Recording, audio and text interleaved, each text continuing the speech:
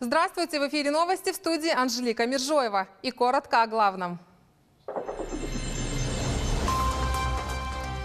Праздничная молитва, благотворительные акции, завершение хаджа. Мусульмане всего мира отмечают Курбан-Байрам, один из главных праздников в исламе. Пожизненное заключение. Вынесен приговор по делу Али Тазиева, организатора целого ряда терактов на территории Ингушетии и Ставрополья. Юнусбек Евкуров жестко раскритиковал состояние поезда Назрань-Москва, оборудованного по последнему слову техники, на что жалуются пассажиры. Пожизненное заключение. Такой приговор вынес суд в Ростове-на-Дону одному из главарей боевиков Али Тазиеву, известному как Магаз. Суд признал его виновным в организации и участии в целой серии терактов, в которых погибли десятки людей и сотни пострадали. Муслим Ганиев продолжит тему.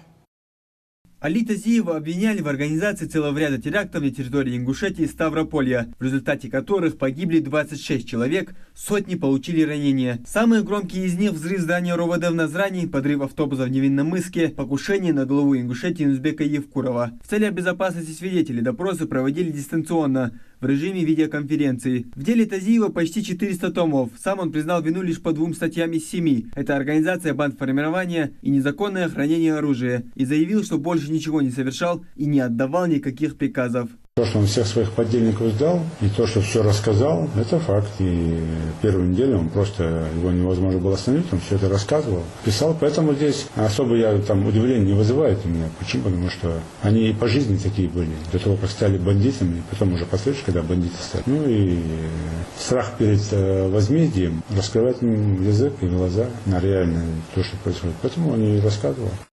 Боевика задержали в июне 2010 года на территории Моздокского района Северной Осетии. Руководитель группы, который провел спецоперацию, закрытым указом президента страны получил звание Героя России. Муслим Ганиев, Новости 24.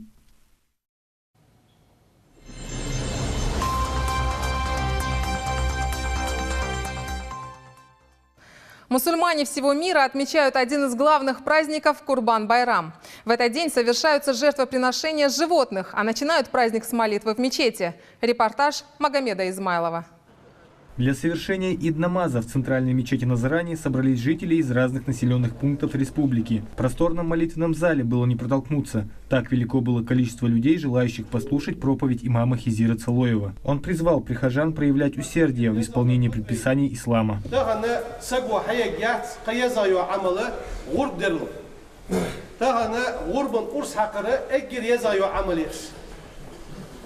Урбан урс хакатун абудуш буат итадам лах акаш ла халха اشيقاش دتش متشكي دالغرغ تسمل وين حالو болуш издаквачу маркят итадам абудучу.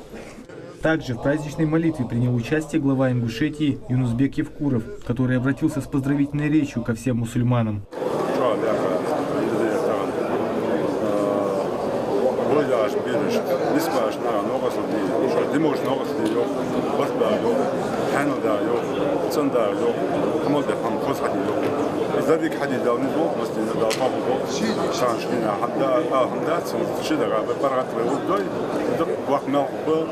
После завершения молитвы прихожане поздравляли друг друга со священным праздником и прощали друг другу старые обиды, поскольку ислам призывает к милосердию и прощению. Жители республики и всех мусульман я поздравляю с праздником Курбан-Байрам и желаю, чтобы Всевышний принял пост и благодеяния. Также желаю, чтобы все паломники успешно вернулись домой. Сегодня священный день для всех мусульман. В этот день мы приносим жертвоприношения. Я хочу, чтобы Всевышний принял наши благие дела, и чтобы мы жили в мире и не сбивались с истинного пути. После праздничной молитвы верующие отправились на кладбище помянуть умерших близких людей, а после будет проведен сам ритуал жертвоприношения. Магомед Измайлов, Ильяс Ханиев, Новости 24. С самого утра жители республики участвовали в богоугодных делах, оказывая помощь больным и нуждающимся. Жертвенное мясо от представителей благотворительного фонда «Тешим» и других участников акции получили еще 300 семей. Также раздали подарки детям. А 50 наиболее нуждающимся семьям участники акции оказали денежную помощь – 15 тысяч рублей. Данную акцию мы проводим благодаря очень большому количеству желающих помочь этой акции. Туда входят люди, которые готовы были пожертвовать. И просто очень много людей отозвалось, чтобы просто помочь в разделке жертвенного животного. Наша съемочная группа выехала в сельское поселение Дачное пригородного района, где также отмечают священный для мусульман праздник. Подробности в сюжете Светланы Томовой. Семья Дасхоевых живет с 1997 года в Дачном. Они вернулись туда после остино-ингушского конфликта. Здесь живут более 200 семей ингушей. Как говорят местные жители, у них хорошие отношения с соседями. По традиции мусульмане должны с утра идти в мечеть, после чего они должны посетить кладбище, где похоронены их близкие и родные. Люди молятся за умерших и приводят в порядок их могилы. Здесь собрались все люди из разных тейпов, которые находятся в доле этого животного. Любая хайнтин сугар убеждены орлада да 8600 рублей теря. Хайнтин рубль урсак ялма викуря. Да обл долгосу даши. Мухаммад убеждены орлада да сугар 8600 рублей теря. Хайнтин рубль урсак ялма викуря. Да обл. Приносить в жертву животное обязан каждый совершеннолетний, обладающий здравым рассудком и достаточным материальным состоянием мусульманин. Суть праздника заключается в принесении жертвы в долине Минна, в Мекке. Однако не все мусульмане могут совершить паломничество, и по исламским канонам можно совершить обряд в любом другом месте, где оказался мусульманин. Сегодня гурбя делала себя, так как если глава семьи делает гурб, то со всех членов семьи автоматически снимается все необходимое. Свою радость не скрывают люди, которые участвуют в празднике. Они не первый год уже делают гурб и за себя, и за членов своей семьи. Сегодня мы собрались здесь, чтобы сделать гурб. Курбан-Байрам считается самым главным праздником у мусульман. И жертвоприношение в этот день является большим, высоким благодеянием.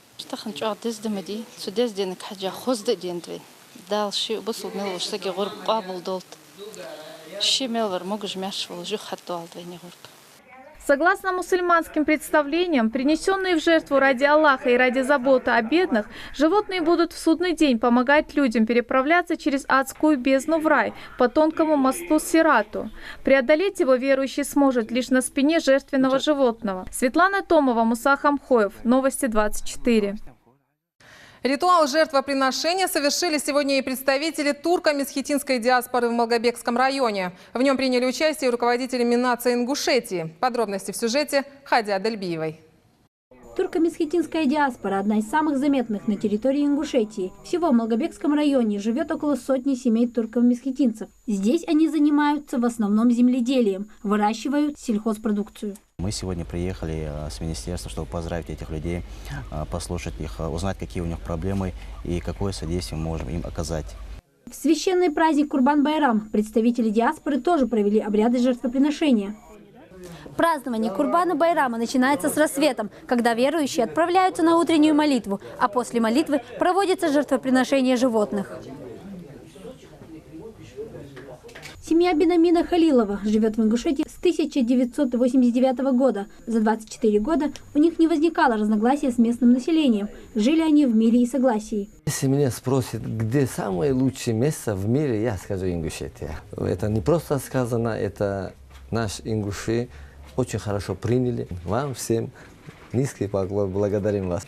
Праздник Курбан-Байрам продлится еще 3 дня. Хади Адельбиева, Юнус Цычоев. Новости 24. Курбан-Байрам завершает хадж. В долине Мина проходят основные торжества, куда паломники в белых одеждах по обычаю идут пешком. Здесь мусульмане провели ночь с понедельника на вторник, а утром продолжили путь к горе Арафат. Один из важнейших обрядов хаджа – стояние на горе с полудня до захода солнца. Все это время паломники молятся у подножия Арафата, после чего они идут собирать камни для ритуала побивания дьявола. 7 камней кидают в стены, символизирующие злые силы. В этом году в хадже принимают участие более 20 тысяч паломников из России. Из них 1500 жителей Ингушетии. По случаю праздника сегодняшний день в Ингушетии объявлен выходным. Ранее глава республики распорядился обеспечивать бесперебойное движение общественного транспорта, в том числе и в нерабочие дни. Несмотря на это, автобусы и маршрутки сегодня приходилось ждать часами. Потеряв надежду, многие уезжали на такси. Я тут уже давно, 3-й час, не могу никак добраться до дома, маршруток тоже нет вообще. Я тут уже стою несколько часов в связи с тем, что нету транспортного средства, чтобы поехать домой. Юнусбек Евкуров побывал с инспекцией на железнодорожном вокзале Назрани. Жесткую критику главы региона вызвало состояние фирменного поезда «Назрань-Москва», который был запущен в начале 2013 года. Подробности у Хавы Султыговой. Уникальный железнодорожный состав, оборудованный по последнему слову техники и выполненный с учетом национального колорита, стал визитной карточкой республики и одним из образцовых поездов России. В каком состоянии находится транспорт на сегодняшний день, проверил Юнусбек Евкуров. В первую очередь глава субъекта посмотрел здание вокзала. Первым замечанием стало плохое освещение дворовой территории. Далее глава прошел по нескольким вагонам состава. Проверка показала, санитарное состояние оставляет желать лучшего. В армии был, как старшина роты. Белые тряпочки надо ходить и везде проверять. Если их проверять так не будешь, то завтра в этот поезд садиться никто не будет. В конце инспекции Евкуров назвал фамилии проводников из числа местных жителей, которые халатно относятся к своим обязанностям, плохо обслуживают пассажиров, грубят, спят на рабочем месте и не поддерживают в поезде чистоту. Жалобы на их работу были изложены в обращении к главе субъекта. Это при том, что проводников фирменного поезда даже отправляли на обучение в Ростовский государственный университет путей сообщения. В частности, Евкуров велел уволить проводницу Шибилову. Надо их примеры всем показать. Кто не хочет работать, уволить. Глава республики подчеркнул, что нарушения стали возможны из-за отсутствия контроля. Вот это все происходит почему? Потому что нет контроля в ходе движения поезда за порядком. Евкуров был также возмущен тем, что в здании вокзала нет молельной комнаты и сам указал место, где ее должны оборудовать. По его мнению, необходимо, чтобы в каждом вагоне была книга жалоб и предложений. Это обеспечит обратную связь с пассажирами и поможет оперативно реагировать на их обращения. Хава Султыгова, Муслим Ганиев, Ахмед Чербижев, Новости 24. Полицейские, которые, рискуя своей жизнью, предотвратили теракт в Сунжском районе, идут на поправку. Они проходят курс лечения в госпитале МВД в Москве. Напомню, 16 сентября 4 полицейских остановили смертника, который пытался проникнуть на территорию РУВД Сунжского района. Затем начались поиски заминированного автомобиля. Во время погони произошел взрыв. Один полицейский погиб. Подробнее в сюжете Зарины Матиевой. По Барахоеву он нуждается в выписке, то есть он осмотрит. Все необходимые живут, да, осмотрят, все осколки удалены. Все осколки удалены, осмотрены всеми специалистами, невролог, даже психиатр посмотрел. Сегодня врачи говорят, что пострадавшие при взрыве полицейские идут на поправку, и их скоро можно будет выписать. Руслан Барахоев во время взрыва был в бронежилете, и это спасло ему жизнь. Его коллега Иса Ивлоев поступил в госпиталь с черепно-мозговой травмой. У него также был поврежден позвоночник. Сейчас оба проходят курс реабилитации. В настоящее время все идут на поправку, продолжается лечение, планируется в дальнейшем восстановительное лечение и реабилитация. Абубакар Костоев находился в самом эпицентре взрыва. В госпиталь он был доставлен в крайне тяжелом состоянии со множеством осколочных ранений. Он перенес несколько операций, и сейчас его состояние оценивается как стабильное. Все сделали, все сопоставили. Значит, бедро тоже сопоставили, но придется немножко править еще. То есть заниматься нужно двигать стопой, и мы начнем присаживаться. Все хорошо. Врач-травматолог каждое утро проводит осмотр раненых и на сегодняшний день оценивает их состояние как удовлетворительное. Состояние больных сейчас оценивается Костоева как средней степени тяжести. Он только 3 дня как переведен из реанимации. Стабилен, хотя пришлось торакальным хирургам досковать осколок из области переднего средостения, который располагался вблизи сердца.